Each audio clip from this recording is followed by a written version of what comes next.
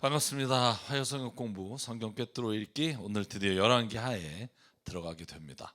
여러분 열왕기 하를 읽으면 이제 구약 성경의 3분의 1이 훨씬 지나간 겁니다.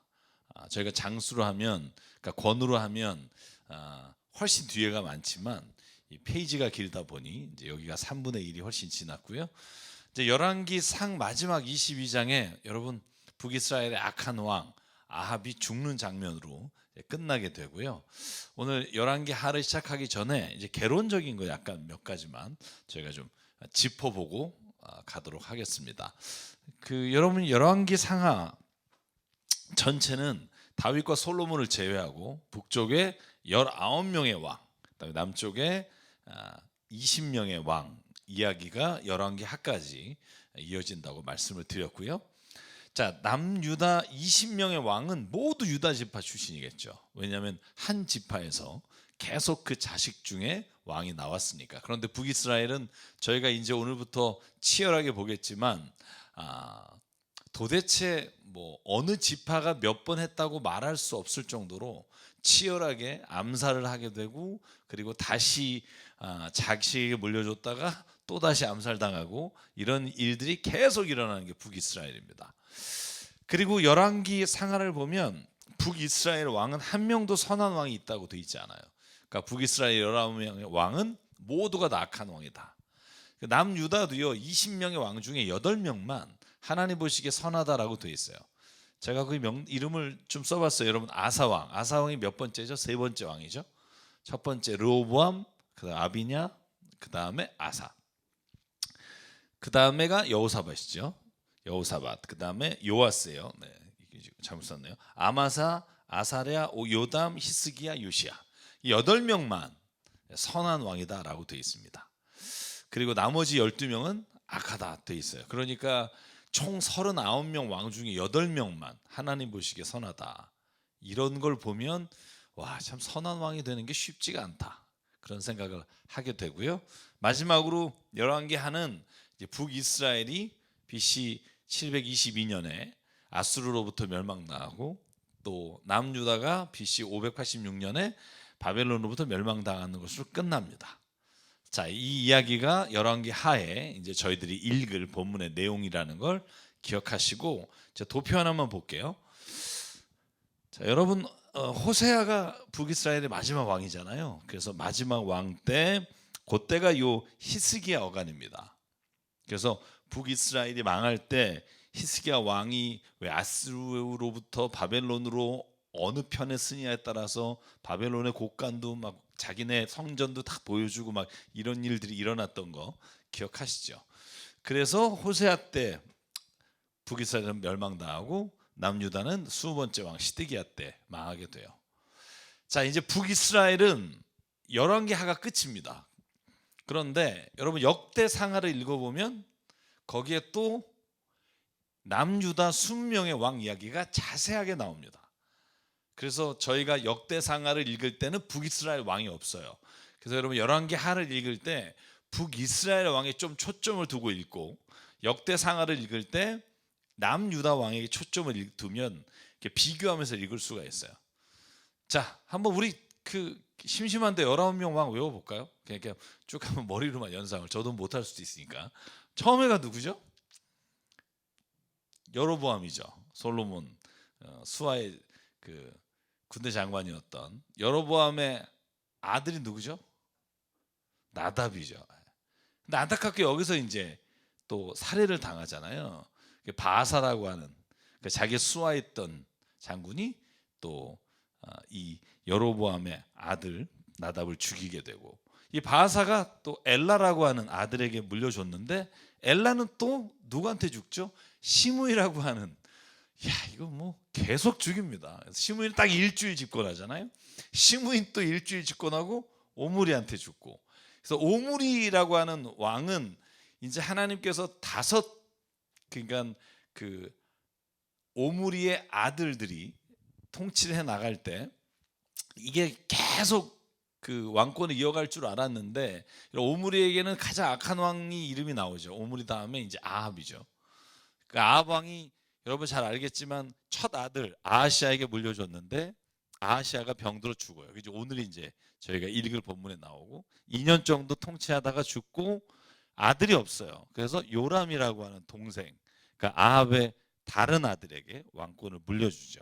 그다음 요람이 물려받은 다음에 안타깝게 여러분 엘리야에게 열왕기상 19장에 하나님이 예언하신 게 있죠. 예후가 이 악한 왕을 다 처단할 것이다. 그래서 예후가 요람을 죽이고 예후가 또 5명, 예후를 포함해서 5명의 자식이, 그러니까 4명의 자녀겠죠. 자식이 왕권을 이어받습니다. 그 첫 번째 아들이 여호아스, 그리고 두 번째가 여호아스 혹은 요아스라고 하는 왕. 그다음에 여러분 여로보암 2세가 이 성경에 나오니까 여로보암 2세가 마치 맨 처음에 여로보암 집안에서 나왔다고 생각하는데 착각입니다. 이름만 같아요. 완전히 다른 왕입니다. 그래서 이 여로보암 2세는 우리가 지금 말하는 것처럼 예후의 아들이고요. 여로보암 2세 다음이 누구냐 하면 스가랴입니다. 그래서 스가랴가 또 계속 왕위를 이어가면 좋은데 또 살해를 당해요. 살룸이라고 하는 사람에게 살해를 당하고, 살룸은 무나임은 부가히야. 이 살룸이 처음으로 또 자식에게 물려줘요. 부가히야가 다스리다가 또 베가한테 죽고, 베가는 호세한테 죽고, 이렇게 하여간 뭐 죽은 사람만 이렇게 좀 살해당한 사람만 이렇게 정리를 해도 북이스라엘은 뭐 역사가 정리될 정도로. 자, 그래서 제가 이 열왕기 하를 할 땐 요 19명의 왕을 머리에 두고 이야기를 들으시면 훨씬 더 도움이 되실 거고요. 제가 여러분에게 늘 강조합니다만 이 북쪽에 아합의 아들 아하시아와 여호람 혹은 요람, 역대하를 읽어보면 그런 이름이 2가지가 나옵니다. 자, 요 이름하고 여기에 똑같은 아하시아, 여호람 순서만 바뀌었지 똑같은 왕이라고 말씀드렸고, 그 이유는 아달랴가 아합의 딸인데 이 아달랴가 여호람과 결혼하면서 이 이름이 겹치는 데가 있고, 또 이 부분을 잘 이해하면 저희가 성경 열왕기상하를 이해하기가 쉽다 이렇게 말씀드렸고요. 자, 오늘 뭐 다 할 수는 없지만 선지자를 좀 볼게요. 이 선지자 엘리야와 엘리사가 어디에 있었던 왕이냐? 보통 BC 900년 경쯤에 주로 북이스라엘에서 활동을 좀 많이 했죠. 자, 그 다음에 여러분 북이스라엘이 망할 때쯤에 이제 아모스와 호세아 선지자가 예언을 한 부분들이 많고요. 자, 이걸 좀 제가 도표 여러분 인터넷에 너무 많으니까 도표를 좀 보시면서 오늘 나가시면 좋을 것 같고요. 자, 이건 좀 생각하겠습니다. 자, 열왕기 하 1장으로 들어갈게요. 1장 들어가면 자, 아합 왕이 죽었죠. 그럼 아합 왕의 뒤를 이어서 왕이 될 사람이 누구겠어요? 아들이겠죠. 그 아들이 아하시아입니다. 근데 아하시아가 별로 한 것도 없는데 다락방에 난간에서 떨어져서 다쳐요. 딱 1장 모압이 반역했더라 하고 아하시아는 죽어요. 근데 죽기 전에 마지막 이 아하시아가 난간에 떨어져서 몸이 너무 아픈데 죽을지 안 죽을지 궁금하잖아요. 여러분 안 궁금하세요? 내가 지금 병들어서 아픈데 내가 죽을까 안 죽을까? 그러니까 누구한테 보내요? 바알세붑이라고 하는, 여기에 어디의 신이라고 되어 있어요? 에그론의 신이라고 되어 있죠. 여러분 바알세붑은 저번에 한번 제가 말씀드린 적 있는데, 바알세붑 뭐라고 그랬죠? 파리입니다. 파리 왕. 그래서 찾아보시면 그 당시에 아마 그 지역에 파리떼가 너무나 많아서 그런지 이 파리의 왕이라고 불리는 에그론의 신에게 사람을 보내요. 신하를 보내서 내가 어떻게 될지 운명을 좀 알고 싶다라고 보내는데, 길거리에서 누굴 만나냐 하면 엘리사를 만나요. 자, 한번 보실래요? 엘리야를 만나요. 엘리야가 보고 이렇게 말해요. 아니, 어디 이스라엘 땅에는 물어볼 예언자가 없어 저기 에그론의 신을 섬기는 사람들에게 찾아가느냐, 이렇게 혼내면서 이런 예언을 합니다. 자, 한번 보실래요? 4절. 그러므로 나 주가 말한다. 내가 올라가 누운 그 병상에서 일어나 내려오지 못하고 죽고 말 것이다. 엘리야가 천사가 시키는 대로 말을 합니다. 여러분, 그랬더니요, 이 신하들이 가던 길을 가야 되잖아요. 바알세붑한테. 이 말을 들으니까 막 헐레벌떡 다시 왕에게 돌아와서 말해요. 우리가 길가에서 누굴 만났는데 그 사람이 이렇게 말합디다 하고 왕에게 말해요. 그가 뭐라고 했냐 하면 만일 내가 에그론의 신 바알세부에게 사람을 보내어 물으려 하다니 이스라엘의 하나님에 계시지 않느냐? 그러므로 너는 네가 올라가 누구 그 병상에서 일어나 내려오지 못하고 죽고 말 것이다. 그때 왕이 물어봐요. 어떻게 생겼더냐? 그랬더니 인상착의를 말하는데 털이 많고 허리에는 가죽띠를 맸습니다. 그러니까 딱 알아요. 엘리야구나. 그렇죠? 여러분 이건 무슨 말일까요? 아하시아가 사실 왕이 된 지도 얼마 안 돼요. 총 2년이라고 하지만 사실은 왕 노릇한 게 성경에 거의 없는 거 보면 그런데도 불구하고 엘리야를 알았다는 거예요. 왜? 워낙 아버지하고 많이 싸웠으니까. 아합하고 허구한 날 부딪히고 싸우고 맨날 아합하고 경쟁하잖아요. 결국 마지막에 아합이 죽을 때도 엘리야가 그를 찾아가서 네가 죽게 될 거라고 얘기하는 게 이 엘리야니까 오죽 잘 알겠어요. 근데 피하는 거죠. 왜? 여러분 아합이 미가야 선지자의 그 옳은 말을 미워하고 시드기야의 그 악한 선지자의 말을 받아들인 것처럼 듣기 싫은 거예요. 그러니까 여러분 신앙생활할 때 가장 문제가 뭐냐면 듣기 싫은 말 안 듣는 거예요. 사실은 신앙생활 잘하려면 좋은 말보다 듣기 싫은 말을 잘 듣는 열린 귀가 있어야 신앙생활을 잘할 수 있다는 거예요. 여러분 예수님께서 말씀하시다가 답답할 때 하신 말이 뭐예요? 귀 있는 자는 들을지어다. 귀 있는 자는 들을지어다. 왜냐하면 말을 해도 못 알아먹으니까.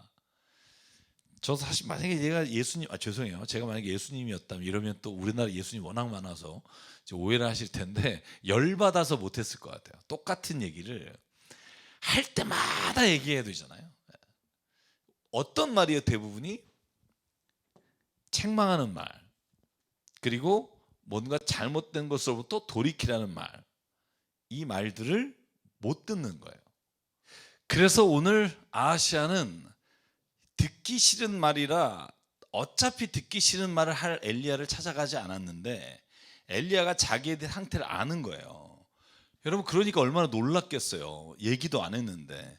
그러니까 엘리야에게 50명의 신하를 보내서 제발 좀 와서 나에게 내가 어떻게 될지 좀 말해달라고 보내요. 여러분 아하시아가 이 엘리야에게 사람을 보내는 걸 보면 인간이 힘들고 병들고 지치고 어려울 때 하나님을 찾게 된다는 걸 알게 돼요. 자 보실래요? 엘리야에게 사람을 보냈어요. 그런데 2번을 보냈는데 다 엘리야가 나는 안 가겠다 그러니까 올라가서 왕이 오라는데 안 올 수가 있어 이렇게 말하는 모든 50명의 신하가 불에 타 죽어요. 2번이나. 여러분 그런데 오늘 13절부터 보면 세 번째로 이제 50부장 그러니까 50부장이면 50명을 거느린 사람과 50명의 신하가 가서요. 이 사람은 죽지 않아요. 왜 그랬을까요? 그는 이렇게 말해요. 엘리야 앞에 무릎을 꿇고 애원하며 하나님의 사람께서는 우리의 청을 물리치지 마십시오. 나의 목숨과 어른의 종들인 이 50명의 목숨을 귀하게 여겨주십시오. 이제 나의 목숨을 귀하게 여겨주십시오라고 엘리야에게 부탁을 해요. 이 앞부분에는 두 사람 그러니까 50부장이 찾아와서 엘리야를 강압적으로 가자고 말하지만 이 세 번째 50부장은 자기와 함께 간 사람들 뿐만 아니라 하나님을 경외하는 마음으로 엘리야에게 청을 할 때 엘리야의 마음이 움직여서 천사가 내려가라 하니 엘리야가 같이 내려가요. 누구에게 가요? 아하시아에게 갑니다. 근데 여러분 아하시아 앞에서 엘리야가 신하들의 한 것과 똑같은 말을 해요. 저는 이게 굉장히 중요한 것 같아요. 자 16절 엘리야가 왕에게 말해요. 이스라엘에 네가 말씀을 여쭤볼 하나님이 계시지 않더냐. 네가 올라간 병상에서 일어나 내려오지 못하고 죽고 말 것이다.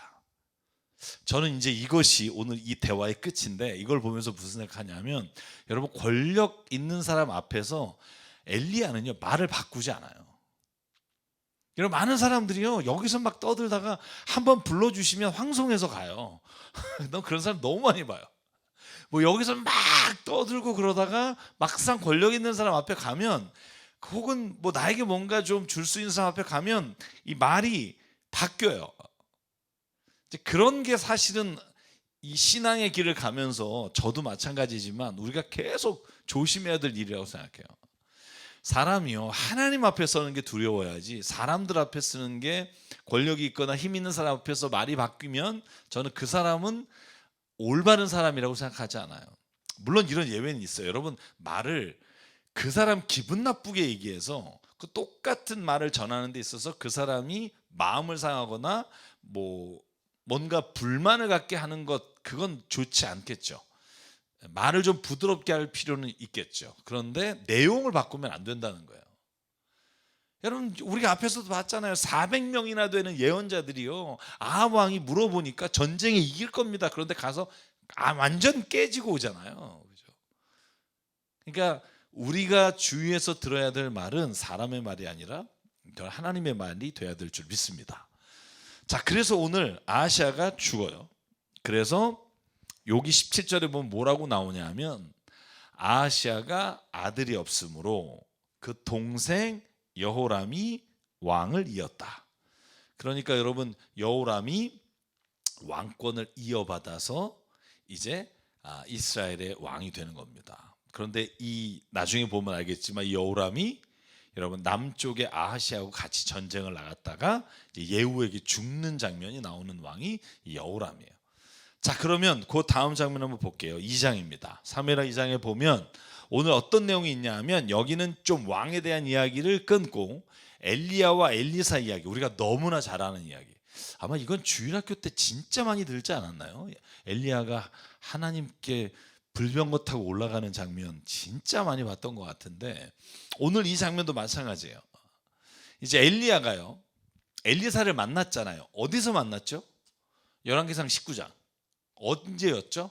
하나님이 엘리야가 죽여주십시오라고 했을 때, 너가 3가지 내가 너에게 말하는 일을 하게 될 것이다.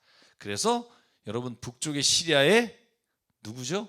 아사헬을 왕으로 세우고, 또 예후를 기름 부어서 이스라엘 왕으로 세우고, 엘리사를 너희 후계자로 삼아라 할 때 여러분 19장에서 만나잖아요. 그때 뭐 하고 있었어요? 엘리사가 뭐 하고 있었죠? 어제 일도 기억이 안 나는, 왜 밥 깔고 있었잖아요. 결이 있어 12마리. 그래서 제가 12결의를 어떻게, 그죠? 12결의가 24마리인가요? 그래서 왜 그거 두고 잠깐 제가 인사하고 오겠습니다. 그래서 2마리를 잡아서 먹이고, 그리고는 엘리야를 따라갔다. 그리고는 이제 안 나와요. 20장 21장에 안 나오다가 여기서 나와요. 나오자마자 뭐냐면 엘리야가 가는 거예요, 이제 하나님 곁으로. 그런데 재밌어요. 길갈에 있었어요. 길갈에 둘이 있다가 갑자기 엘리야가 베델을 가겠다고 그래요. 베델은 남쪽이잖아요. 남쪽으로 쫙 내려오니까 넌 오지 마라. 그랬더니 엘리사가 뭐라 그래요? 이렇게 말해요. 여기에 남아있어라. 그러니까 엘리사가, 주님께서 살아계심과 스승께서 살아계심을 두고 내가 맹세하는데 나는 결코 스승님을 떠나지 않겠습니다. 여러분, 그런데 엘리야가 이제 베델로 내려가니까 끝까지 따라가요. 근데 재밌어요. 여러분, 여기서 재밌는 게 뭐냐면, 여러분, 예언자 수련생이 있다는 거예요. 수련생. 그러니까 우리가 흔히 말 수습이죠. 수습.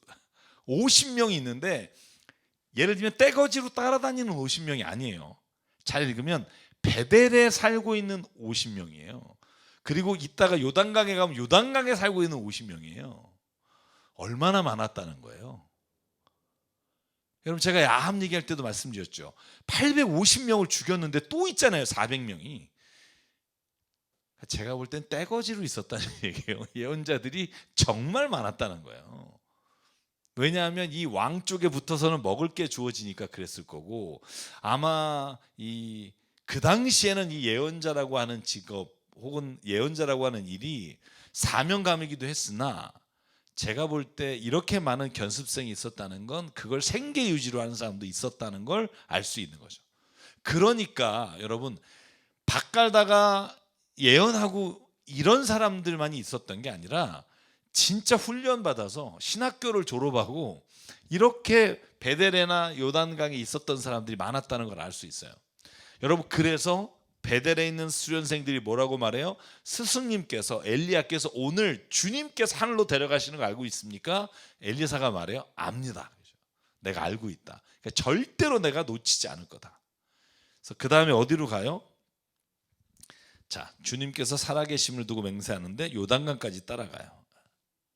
자, 요단강에도 예언자 수련생 50명이 있어요.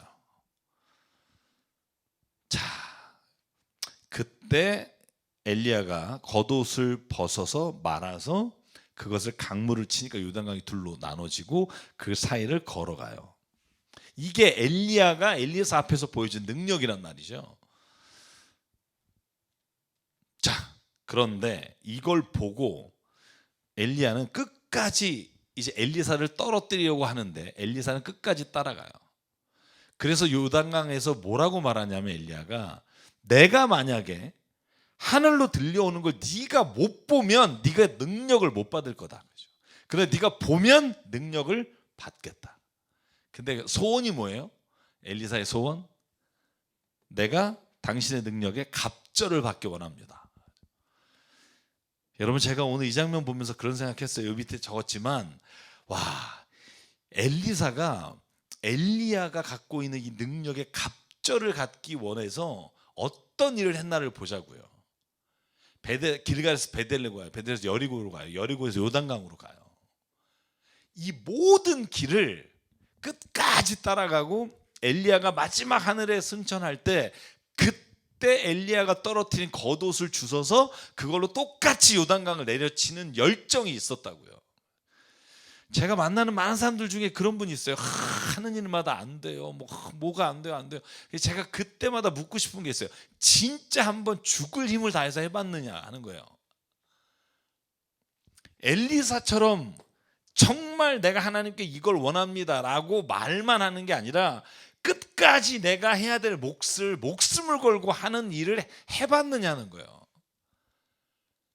많은 사람들이요, 하나님이 주시겠지, 하나님이 이렇게 해주실 거야 라고 말은 하는데 내가 정말 그것을 위해서 얼마나 간절함을 가지고 있는지를 하나님 앞에 보이지를 못해요. 여러분, 일개 목사도요, 뭔가 열정 있는 사람한테 일을 주게 됩니다. 누구나 마찬가지일 거예요. 하나님도 모든 사람을 부르셨어요. 부르시고 그에게 하나님 사명을 주셨어요. 그런데 기억해야 될 건 하나님이 주신 사명을 하나님께서 그 사람의 열정까지 줄 수는 없다는 거예요. 하나님은 사명을 주시고 그 사명을 따라서 내가 열심으로 일하는 건 내 몫이에요. 제가 그래서 하나님의 역사를 어떻게 이루어집니까? 여러분, 그 공식 말씀드렸잖아요. 하나님이 100% 역사하시는 거예요. 그런데 인간이 100% 내가 해야 될 일을 할 때 그때 그 100%가 만나서 하나님의 뜻이 역사가 이루어지는 게 하나님의 섭리고 하나님이 행하시는 일의 기적이라고 믿습니다. 여러분, 그래서 오늘 한번 이 이야기 들으면서 도전받았으면 좋겠어요. 뭘 꿈꾸고 있다면 이걸 위해서 뭘 해봤는가 자기에게 물어봤으면 좋겠고요. 자, 그리고 나서 보니까 11절에 불병거와 불말이 나타나서요, 회오리바람 속에서 엘리야만 떠나요. 눈에 보이지 않아요. 이 광경을 보면서 엘리사가 뭐라고 외치냐면 아버지여 아버지여 이스라엘의 병거이시여 마병이시여 라고 말할 때 엘리야는 그냥 가버려요. 속절없이. 그죠? 그러자 엘리사가 슬퍼서, 왜? 아직 능력을 못 받았는데 떠났잖아요. 얼마나 마음이 아프니까 옷을 찢는 거예요. 겉옷을. 여기 두 가지 의미가 있어요. 제가 자세히 읽어보면 이런 거예요. 겉옷을 찢잖아요. 그런데 그때 엘리야의 겉옷이 보여요. 자, 그리고 엘리야가 떨어뜨리고 간 겉옷을 들고 와요. 그리고는 요단강에 서서 겉옷으로 강물을 쳐서 똑같이 엘리야가 한 것처럼 요단강을 갈라버린다고요. 엘리야의 주 하나님, 주님께서 어디에 계십니까? 하고 외치고 친히 좌우로 갈라졌다. 여러분, 그때 따라다니던 똘마니 수련생들 있잖아요. 수련생들이 광경을 보고서 뭐라 그래요? 엘리야의 능력이 엘리사에게 나타났다 하며 절을 해요. 자, 잘 보세요. 요 다음 장면이 재밌어요. 절을 했잖아요. 그러면 이제 얘기는 끝난 것 같은데 어떤 얘기가 나오냐면 갑자기 수련생들이 엘리사한테 이렇게 물어봐요. 혹시 하나님이 불병거 타고 가다가 엘리야를 떨어뜨렸을 수 있으니까 시체 찾으러 갈까요? 여러분, 이거 정말 웃긴 얘기 아니에요? 왜냐하면 앞에 저희가 봤지만 수련생들이 엘리사한테 말해요. 오늘 하나님께서 엘리야를 데려가는 거 아십니까? 그러니까 내가 알고 있다 그러고 따라간다고요. 근데 오늘 본문에 보실래요? 오늘 우리를 보내주셔서 선생님의 스승을 찾도록 하십시오. 주님의 영이 그를 들어가다가 산이나 계곡에 내던질까봐 내가 염려가 됩니다. 그리고 수련생들이 찾으러 가니까 엘리사 딱 한 사람만 뭐라 그러냐면 그럴 필요 없다라는 거예요. 왜? 하나님이 말씀하셨으면 이루셨을 거다. 하지 마라 그랬는데요, 보낼 필요가 없다라고 말했는데 수련생들이 하도 성가시게 말하면서 떠나서 시체를 찾으러 가서 결국 못 찾아요. 그리고 돌아와서 뭐라 그래요? 시체를 발견하지 못했어요. 사흘 밤낮을 찾았어요. 여러분 잘 보세요. 사흘 밤낮을 찾았다는 건 엘리야가 승천했다는 거 혹은 하나님이 불러가셨다는 걸 믿지 않았다는 걸 말해요. 근데 이게 왜 내가 이렇게 중요하냐면 이 뒤에 나오는 엘리사가 어린아이 42명을 죽였다라고 하는 이야기와 연결돼요. 그 말씀이 성경에서 가장 오해를 불러일으키기 쉬운 말이에요. 아니 엘리사가 자기한테 대머리라 그랬다고 갑자기 곰을 풀어서 죽인다 이런 생각을 갖고 있는데 이 본문을 잘 보시라고요. 제가 히브리어로 다시 읽어봤는데 그렇게 읽을 수 없는 본문이에요. 자, 이것과 연결해서 봐야 되니까 잘 보십시오. 그가 뭐라 그래요? 엘리사가 내가 너희들에게 가지 말라고 하지 않았더냐 이렇게 말해요. 사흘 밤낮 찾고 시체 없는데 그러니까 그래서 내가 너희들 가지 말랬지 않느냐. 이 말은 뭐냐면 왜 너희가 믿지 않느냐 이 말이에요. 하나님이 하시겠다는 걸 믿지 않느냐 이 말이라고요. 자, 예언생 수련생이라고 해서 믿음이 있는 게 아니에요. 교회 목사라고 해서 믿음이 더 많은 게 아니에요. 믿음은 하나님을 사모하고 하나님의 뜻을, 하나님의 말씀을 정말 신실하게 믿는 사람이 믿음이 있는 거예요. 직분이 믿음이 있는 게 아니에요. 아무리 예언자 수련생 신학교를 다닌다고 해서 믿음이 있는 게 아니에요. 믿음은 정말 다른 영역일 거라고 생각해요. 자, 그리고 나서 엘리사가 이제 여리고로 가서 첫 번째 기적을 일으키는 장면이에요. 이 기적이 뭐냐면 엘리사에 갔더니 여러분 물을 먹을 수가 없는 거예요. 그러니까 사람들이 이 물만 먹으면 아이를 뵌 사람이 유산하고 굉장히 안 좋은 물이에요. 그러니까 엘리사가 소금을 가져와라. 그래서 물의 근원에 가서 소금을 뿌려요. 그러니까 그 물이 맑은 물이 돼요. 그리고는 모든 사람이 물의 근원의 물을 먹고 치유를 받아요. 물 때문에 죽거나 유산하는 사람이 없어요. 그리고 나서 엘리사 여러분 잘 알겠지만 나중에 또 죽은 아들을 살리잖아요. 제가 이렇게 봤을 때 엘리사가 받은 은사는 뭐냐면 전 치유의 은사인 것 같아요. 치유의 은사.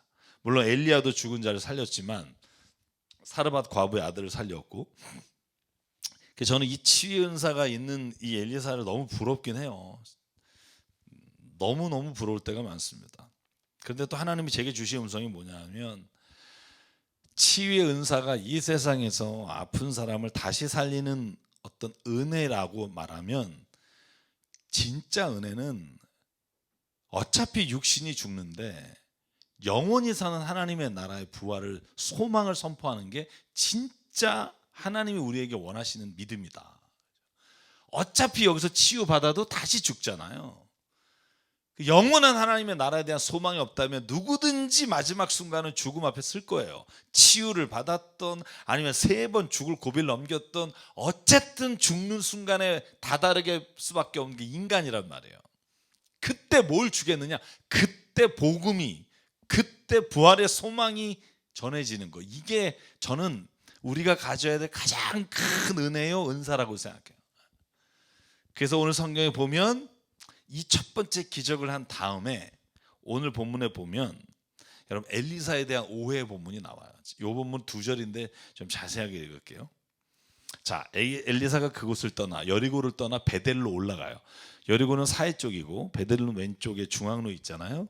자, 올라가는 길에 아이들이 성읍에서 나와서 대머리야 꺼져라, 대머리야 꺼져라 하고 외쳐요. 놀려대요. 그러니까 엘리사가 돌아서 그들을 보고 주님의 이름으로 저주하고, 그러자 2마리의 곰이 나타나서 42명의 아이들을 죽여요.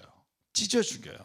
저 이거 보면서 엘리사 성격 파탄자다 이렇게 생각한 적이 있어요. 저도 아니 뭐 이렇게 애들이 그런 걸 가지고 아니 저주를 해서 곰이 나타나서 42명을 죽이는 거, 이게 지금 무슨 아무리 죽은 자 살리면 뭐하냐 이런 생각했는데 성경을 보니까 이 어린아이라고는 번역부터 문제가 있어요. 이 어린아이라고 쓰인 이 말은요, 이 히브리어로 나아드라는 단어인데 제가 직접 히브리어를 찾아봤어요. 그랬더니 요셉이 총리 대신이 되는 장면이 창세기 41장에 나와요. 그러니까 나이 30에 총리 대신이 되었더라 하고 할 때 나오는 단어가 나드란 단어를 썼어요. 여러분 30살이 어린아이입니까? 그러니까 이 단어는 어린아이에게 주로 많이 쓰지만 15세가 여러분 성년이에요. 이스라엘은, 유대인들은 15세부터 30세까지도 쓰는 단어예요. 그러면 이 말은 뭐냐면 젊은이라고 표현하는 게 맞고요. 젊은이 가운데 우리가 단어 하나를 놓치면 안 돼요. 대머리야 꺼져라 할 때 이 꺼져라가 개역 개정에 보면 올라가라 올라가라라고 돼 있어요. 여러분 제가 이 단어에 왜 주목하라고 말하냐면 앞에서 엘리야가 하늘로 올라갔다는 그 단어와 똑같은 단어예요. 제가 친한 김지산 목사님께 이 본문 가지고 제가 직접 물어봤더니 제가 해석하는 게 맞겠냐고 그랬더니 그분이 굉장히 좋아하시더라고요. 그러니까 올라가라 올라가라라고 말하는 이 엘리사를 향한 말은요, 그 개인의 신체를 가지고 말하는 게 아니에요. 대머리야 올라가라라고 말할 때 이 말은 엘리야가 하나님의 부르심을 받아 하늘로 승천한 것에 대한 하나님을 신뢰하지 못하고 비꼬는 젊은이들을 향한 엘리사의 말이 오늘 말인 거예요.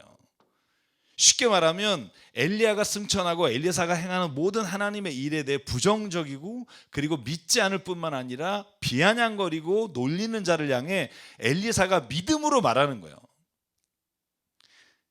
제가 이렇게 보고 주석을 여러 개 찾아봤더니 이와 같은 주석을 하신 분들이 많더라고요. 그래서 제가 확신을 가졌어요. 대머리야 올라가라. 야 너도 한번 올라가. 엘리사가 승천했다며 올라가 하면서 하나님의 기적을 이루신 것들에 대해서 비난할 뿐만 아니라 거짓된 것을 말하는 자를 향해 엘리사가 단호하게 말했고 그걸로 인해 이들이 죽었다 하는 게 성경적인 해석으로 저는 가장 좀 이해할 수 있는 해석이 아닐까라고 제가 히브리 원문을 찾아보니까 그런 해석의 가능성이 정말 많더라고요. 그래서 나아드라고 하는 단어와 또 올라간다라고 하는 단어 두 단어를 보면 이건 엘리사가 개인적으로 자기를 향해서 욕하는 자를 향한 어떤 저주가 아니라 아까 말했죠.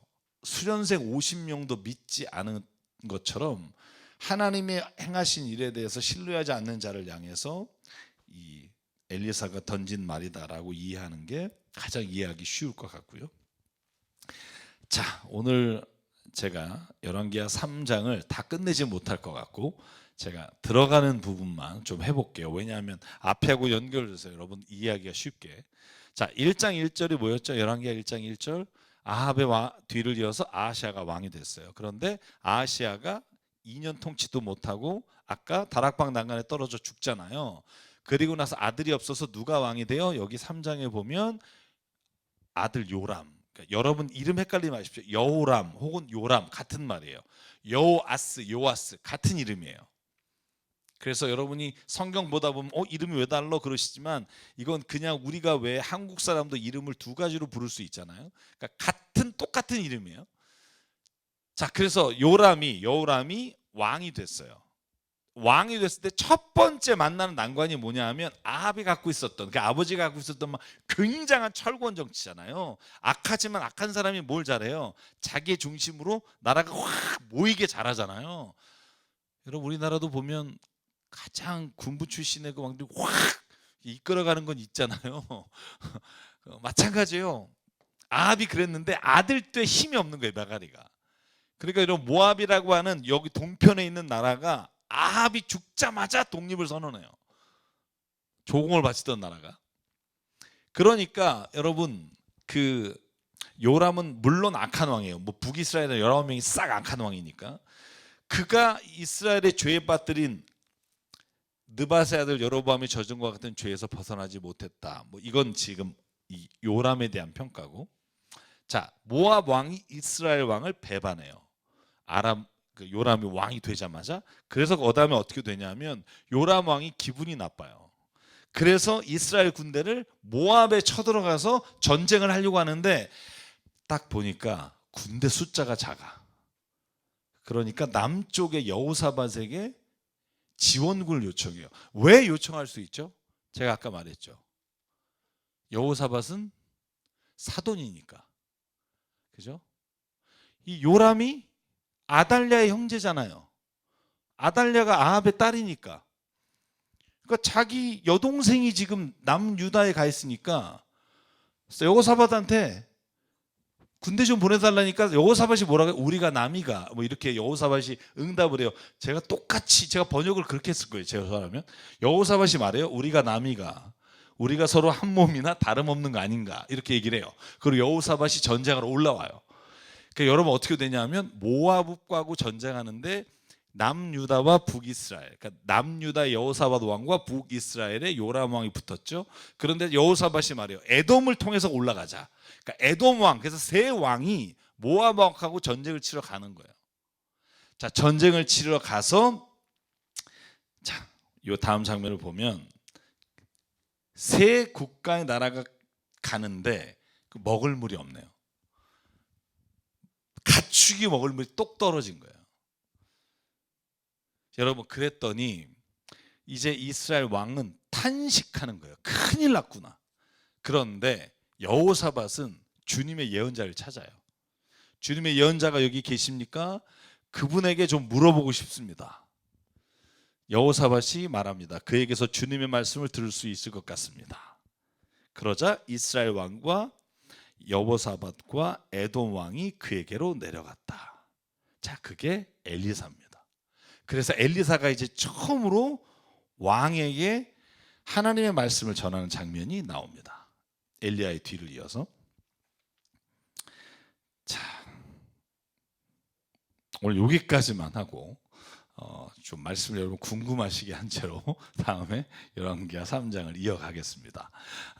열왕기 3장이 좀 길기 때문에 여러분 그 3장을 다음 시간에 이어서 계속하도록 하고요.